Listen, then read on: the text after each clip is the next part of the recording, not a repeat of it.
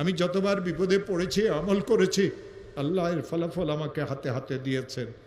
এই পর্যন্ত সারা পৃথিবী থেকে 10 লক্ষের উপরে এই আমল করে যারা আমার কাছে ফোন করে। আফ্রিকা থেকে, আমেরিকা থেকে, লন্ডন থেকে 9 লক্ষের উপরে তো মানুষেরা এই আমলের শেয়ার করেছে।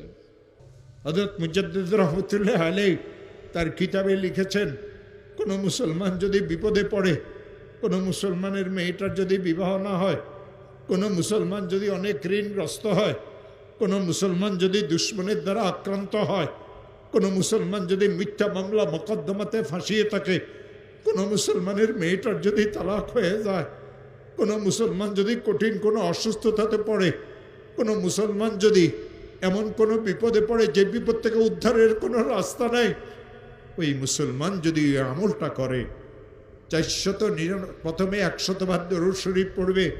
যেই দরুদ শরীফ সে পড়তে জানে, ইশারের নামাজের শেষে ঘুমের আগে পড়বে আল্লাহুম্মা সাল্লি আলা সাইয়্যিদিনা মুহাম্মদ 100 বার। 499 বার পড়বে লা হাওলা ওয়ালা কুওয়াতা ইল্লা বিল্লাহ। একবার পড়বে লা হাওলা ওয়ালা কুওয়াতা ইল্লা বিল্লাহিল আলিয়্যিল আযীম। 100 বার দরুদ শরীফ পড়বে, হাত পাতিয়ে বলবে, মাওলা আমি অনেক গরিব মানুষ, মেয়েটার তালাক হয়ে গেছে, মেয়েদের বিবাহ শাদীও হয় না, ঋণগ্রস্ত হয়ে গেছি, ব্যবসাটা অচল হয়ে গেছে, মিথ্যা মামলা মোকদ্দমাতে ফাঁসিয়ে গেছে। যত কঠিন বিপদে হোক না কেন, যত কঠিন বিপদে পড়ুক না কেন, আমার মওলা বলেন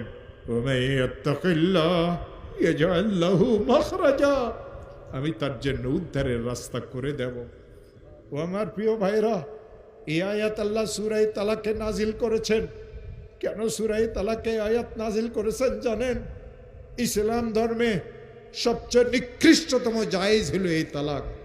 এই তালাকের কারণে 2টা পরিবার ধ্বংস হয়ে যায়, মাসুম বাচ্চাদের জীবন ধ্বংস হয়ে যায়। এই তালাকের কারণে মানুষদের অবস্থার এমন সৃষ্টি হয় যে সে বর্ণনাও করতে পারে না। বড় বোনের তালাক হয়ে গেল, ছোট বোনগুলি বিবাহ আটকিয়ে গেল।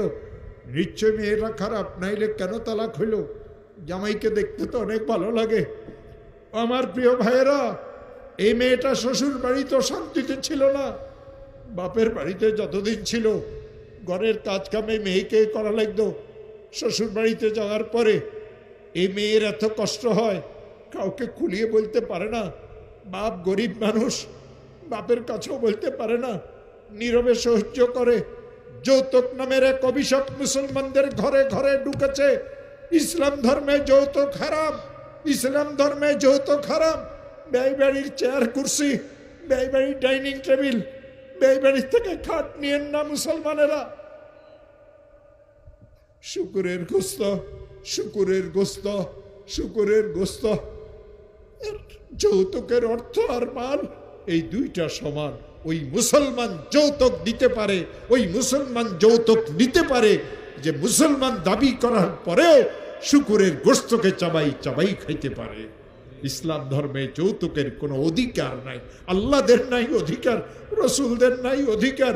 এই যৌতুকের জন্য মেয়েটার উপরে জুলুম হয়, মারা হয় এ মেয়েদেরকে, এ মেয়েদের হাত পা পুড়িয়েও দেওয়া হয়, এ মেয়েদের মাথার চুলও কাটিয়ে দেওয়া হয়, এ মেয়েদেরকে ঘর থেকে বাহিরও করিয়ে দেওয়া হয়, ল্যাপটাকে রাত্রিবেলাতে শীতের সময় টানিয়েও নেওয়া হয়। মেয়েটা ছটফট করে, মেয়েটার জন্য ঔষধ আনে না। ননদদের জুলুম অত্যাচার তো আরো বেশি, শাশুড়িও জুলুম অত্যাচার করে, ননদেরা জুলুম অত্যাচার করে। আর ঘরের অন্য বড় বউ যদি থাকে, সবাই বলে এই নিস্তি মেয়েটাকে আনার পরে ঘরের সব খায়রে বরকত চলিয়ে গেছে, আমরা তো আগে খুব ভালোই ছিলাম। এই মেয়েটা সহ্য করতে পারে না, বাপের বাড়িতেও যাইতে পারে না। একসময় মেয়েটাকে তালাক দেওয়া হয়, মেয়েটার চোখে পানি থাকে, কলিজা ভাঙ্গিয়ে চুরমার সারকার হয়ে যায়। এই মেয়েটা একসময় বাপের বাড়িতে ফিরে আসে, আত্মীয় স্বজন আগের চোখে আর এই মেয়েটাকে দেখে না। ও আমার প্রিয় ভাইয়েরা, যতদিন আব্বা আম্মা আছে মেয়েটার হয়তো কষ্ট হয় না। বাপ জন্ম দিয়েছে কিছু বলে না, মা পেটে ধারণ করেছে কিছু বলে না। এই মেয়ের আসল কষ্ট তো সেই দিন শুরু হবে যেই দিন এই মেয়েটার আব্বা আম্মা মারা যাবে। এই ঘরে সে জন্মগ্রহণ করেছিল, তালাকের কারণে ভাবিরা এই মেয়েটাকে কাজের বউ আর কাজের মেয়ে পরিণত করিয়ে নিবে। ঘরের সমস্ত কাজে মেয়েকে করা লাগবে, যেটা পারে সেটাও তাকে করতে হবে, যেটা পারে না সেটাও করতে হবে। খাবার যেটা পচা বাসি তাকে খাইতে দেওয়া হবে। একসময় মেয়েটা বিছানায় পড়িয়ে যাবে, অসুস্থ হয়ে কাতরাইতে থাকবে। ভাইদেরকে বলবে, ভাই আমার তো আর সহ্য হয় না, আমার জন্য একটা ওষুধের ব্যবস্থা করো। ভাইয়েরা বলে, তোর মরিয়ে যাওয়াটাই উত্তম, তোর কারণেই তো আমাদের পরিবারের এই দুর্দশা, তোর তালাকের কারণে আমার 3 মেয়ের বিবাহ হয় না। লোকেরা বলে, যার ফুফুর তালাক হয়েছে তার ভাইজিরা কোথায় থেকে ভালো হবে। এই মেয়েটার জীবনটা দুর্বিষহ হয়ে যায়। কাঁদতে কাঁদতে একসময় এই মেয়েটা কবরে পৌঁছিয়ে যায়। এই সব জুলুম আর অত্যাচার, এই সব অন্যায় আর অপরাধ ওই যৌতুকের প্রথার কারণে। ও আমার প্রিয় ভাইয়েরা, এই মেয়ের থেকে দুঃখিনী আর পৃথিবীতে কেউ নাই। মাওলাই করিম এই দুঃখিনী মেয়েটাকে সান্ত্বনা দেওয়ার জন্য এই সূরা তালাকে আয়াত নাজিল করেছেন। তুই আমাকে ভয় কর, তা কই আর পরেশগারি এখতিয়ার কর। যে মহা বিপদে তুই পড়েছ, আমি আমার কুদরতের দ্বারা তোকে এই বিপদ থেকে উদ্ধার করব। ইয়াজআল্লাহু মাখরাজা। এখানে রিজিকের অর্থ মুফাসসিরিনেরা স্বামী লিখেছেন, মুফাসসিরিন লিখেছেন, আগের জামাই তোর উপরে জুলুম অত্যাচার করত, আমি তোর জন্য এর থেকে ভালো স্বামীর ব্যবস্থা করিয়ে দেব, মৃত্যু পর্যন্ত যেই স্বামী তোকে কোনো কষ্ট দিবে না। ওয়ায়ারযুকহু মিন হাইসু লা ইয়াহতাসিব। খোদার কসম করিয়ে বলি, আমি এই আমল নিজে করেছি। হযরত পালানপুরি আমাকে আমল শিখাইছেন। তিনি বলেছেন, মাওলানা আমি যতবার বিপদে পড়েছি আমল করেছি, আল্লাহ এর ফলাফল আমাকে হাতে হাতে দিয়েছেন। এই পর্যন্ত সারা পৃথিবী থেকে 10 লক্ষের উপরে এই আমল করে যারা আমার কাছে ফোন করে। আফ্রিকা থেকে, আমেরিকা থেকে, লন্ডন থেকে 9 লক্ষের উপরে তো মানুষেরা এই আমলের শেয়ার করেছে।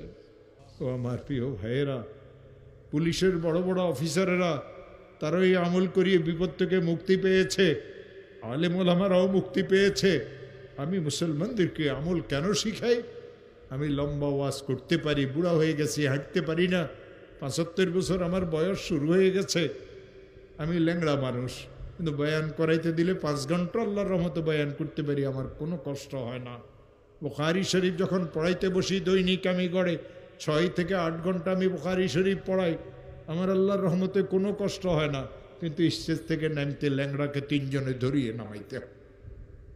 ও আমার প্রিয় ভাইয়েরা, হযরতে মুজাদ্দিদ আল ফেসানি রহমতুল্লাহ আলাইহি যে আমল শিখিয়ে দিয়েছেন, এই আমল মুসলমানেরা শিখবেন, পারিবারিক পেরেশানি থেকে বাঁচবেন, অহেতুক কোনো বিপদে আপনি পড়বেন না, আল্লাহর ওয়াদা। এই জন্য রাসূল বলেছেন, ও আমার উম্মতেরা, ইন্নী লা আ'লামু আয়াতান, আমি একটা আয়াত জানি, ইন্নী লা আ'লামু আয়াতান, আমি একটা আয়াত জানি, লাউ আখাযান নাসু বিহা লাকাফাতহুম, মানুষেরা যদি আয়াতকে শক্ত করিয়ে ধরে, এই আয়াত তাদের দুনিয়া এবং আখিরাতের জন্য যথেষ্ট হবে।